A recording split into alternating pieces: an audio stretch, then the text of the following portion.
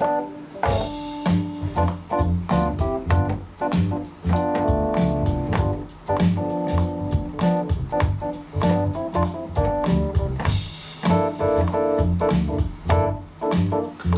hey!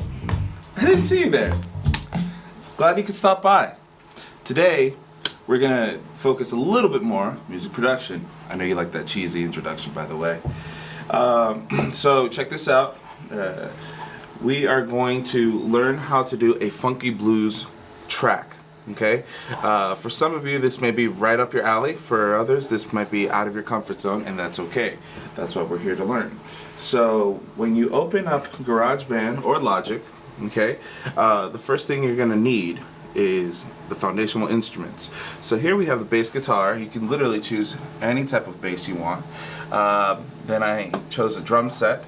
In this case, I chose the Neo Soul drum set.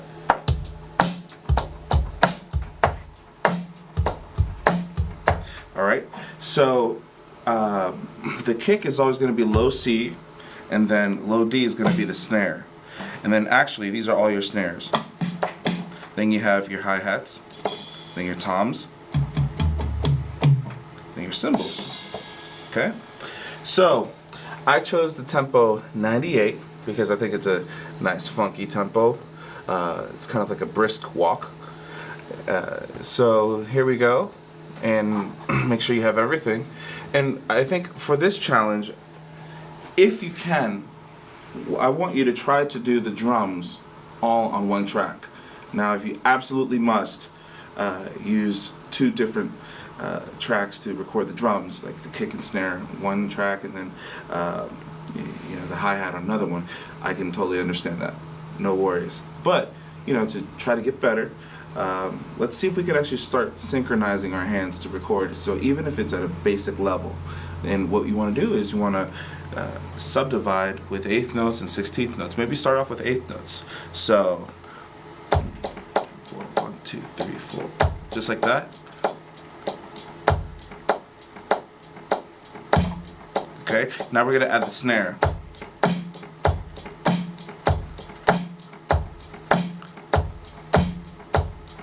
Okay, and then sometimes you can alternate this 8th note with another part. So now you have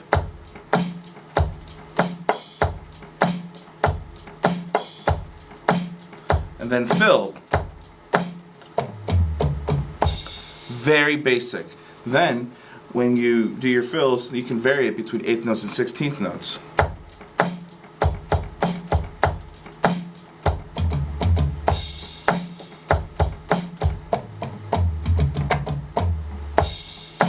Okay, so let's see what we can come up with.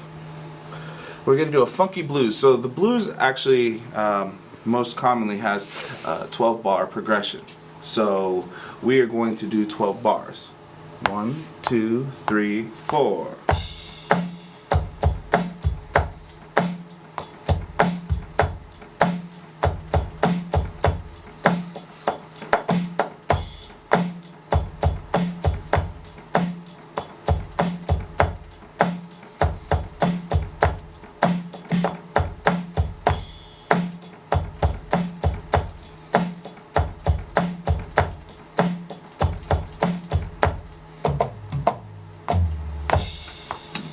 Alright, so then what we do next is we'll trim.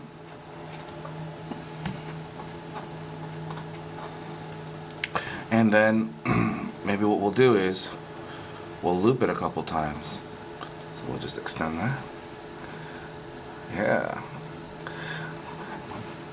And then if you want to quantize it, you can quantize it right here to the mere 16th note. Now, we're going to do the bass line. So, with bass, one suggestion I always give is the notes that you're going to use, you want to start off with root, 5th, and 8th, but then incorporate the 7th, and then incorporate the 3rd if you want. And but you also have to think about what scale are you using, because the bass is also a melodic instrument, not just a rhythmic instrument. So if we're going to do a funky groove in the key of you know, G blues, so we'll incorporate the G dominant. Right? So we need to actually incorporate the Mixolydian scale or the dominant scale, alright? which is essentially a major scale with a flat 7. Okay? So then when you groove, you want to try to think of locking in to the kick snare. So boom, doom, doom, doom, doom, and then you'll do variations in between, little melodies in between. I'll show you an example what I mean. All right. So 1, 2, 3, 4.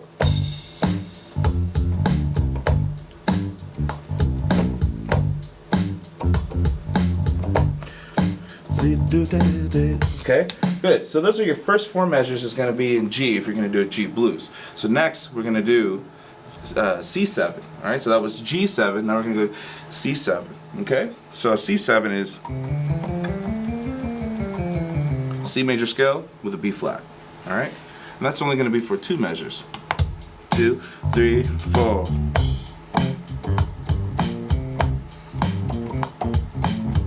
And then going back to G for 2 more measures. 1.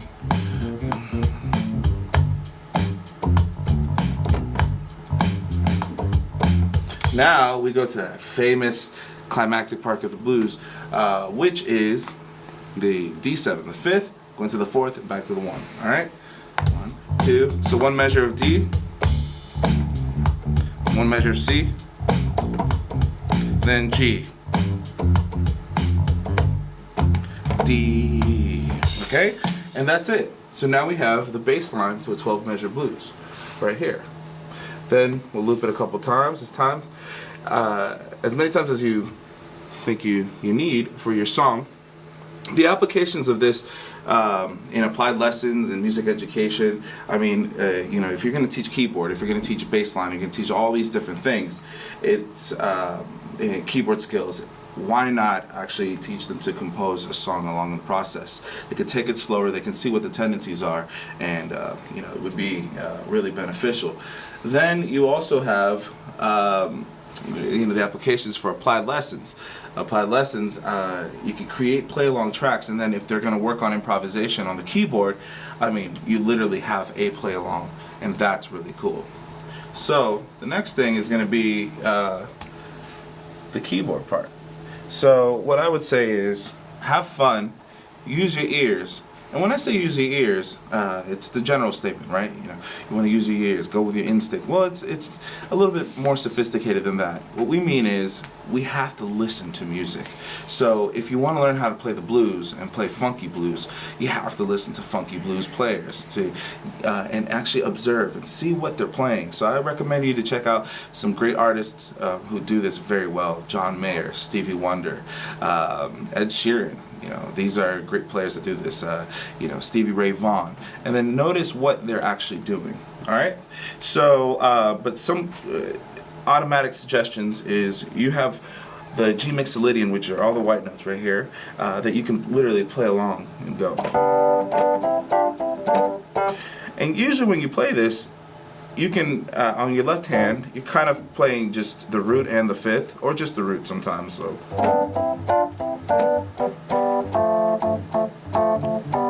All right. Then you can do parallel motion.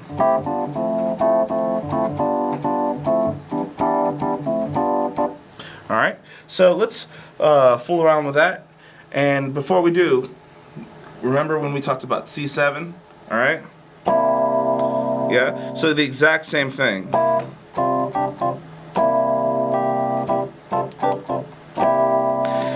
I also would like to point out that you want to think about the inflections and the nuances. So in this kind of music, you know, bends are cool.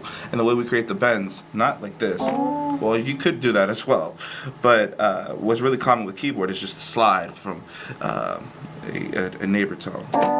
See?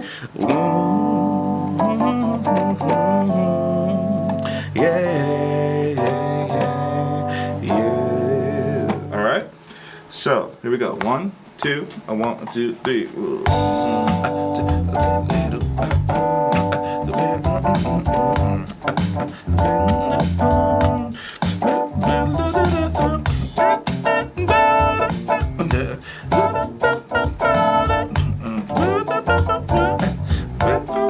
Parallel motion on D7.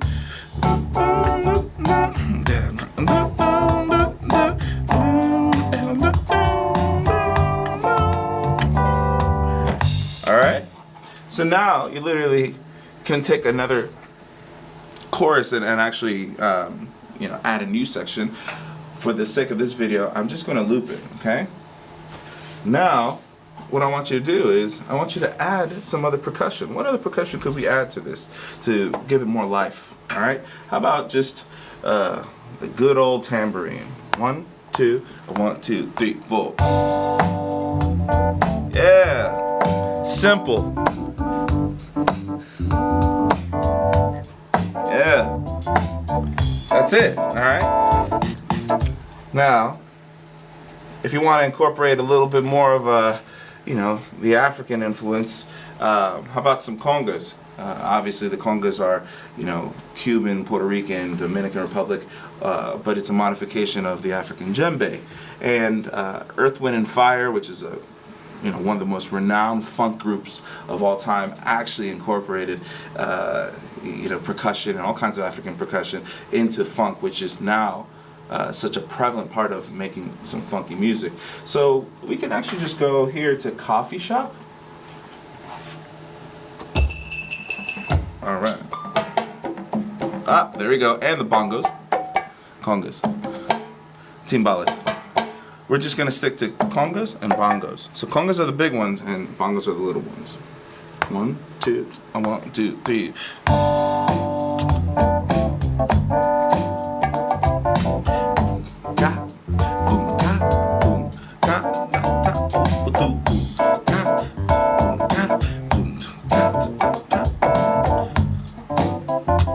Simple.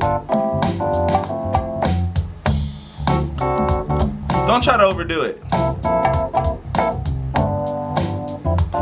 This is seasoning. All right? If you are capable of creating your groove without quantization, more props to you.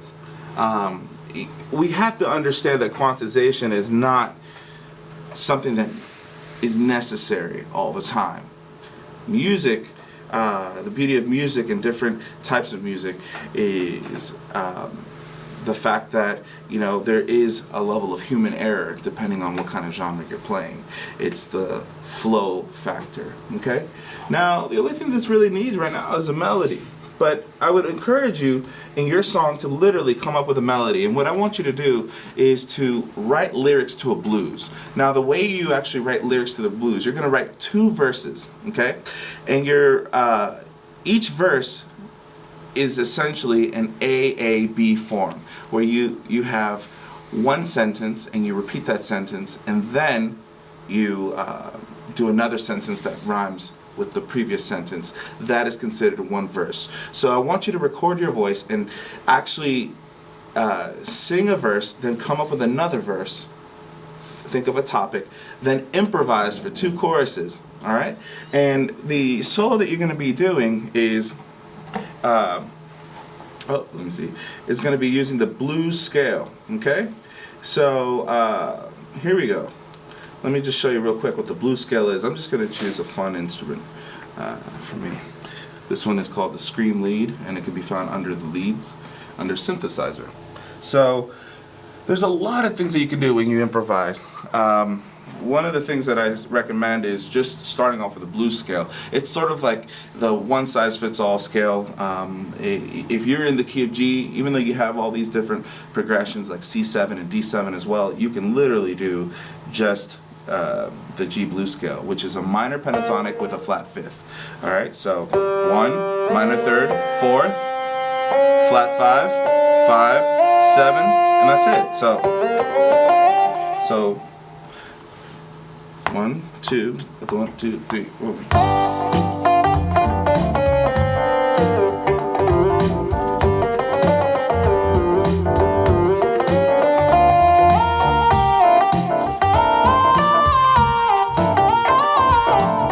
Repetition is good. Motives are good.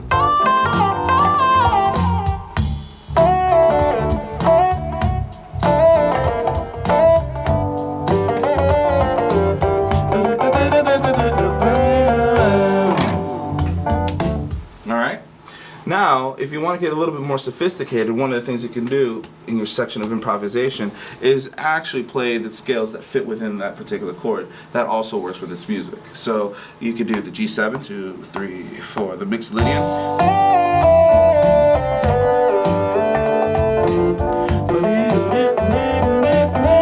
Now, C Mixolydian.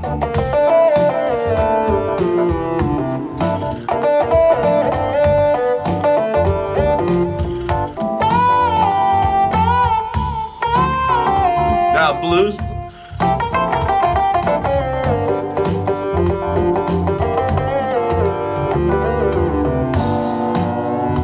Yeah.